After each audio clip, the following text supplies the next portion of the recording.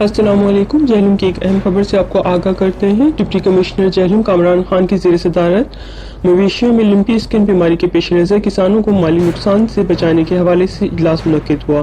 Deputy commissioner نے additional director live stock doctor Ghulam Murtaza کو ہدایت کرتے ہوئے کہا کہ لائیو اسٹاک کے افسران فیلڈ میں نکلے اور مؤثر حکمت عملی کے تحت تمام تحصیلوں میں لائیو اسٹاک کی ٹیموں کو الرٹ کیا جائے، جانوروں کو ویکسین لگائی جائے۔ ڈپٹی کمشنر نے ہدایت کی کہ لمپی اسکن بیماری والے جانوروں کو علیحدہ کیا جائے، کسانوں کو آگاہی فراہم کی جائے تاکہ ان کو کسی بھی قسم کے مالی نقصان سے بچایا جا سکے اور کسانوں میں پائے جانے والے خدشات کو دور کیا جائے۔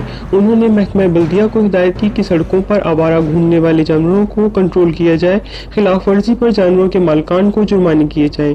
ڈپٹی کمشنر نے کہا کہ لائیو اسٹاک کی فیلڈ کی ٹیمیں ہر گاؤں تک پہنچے اور متاثرہ جانوروں کے ارد گرد دوسرے صحت مند جانوروں کی ویکسینیشن کو یقینی بنائیں۔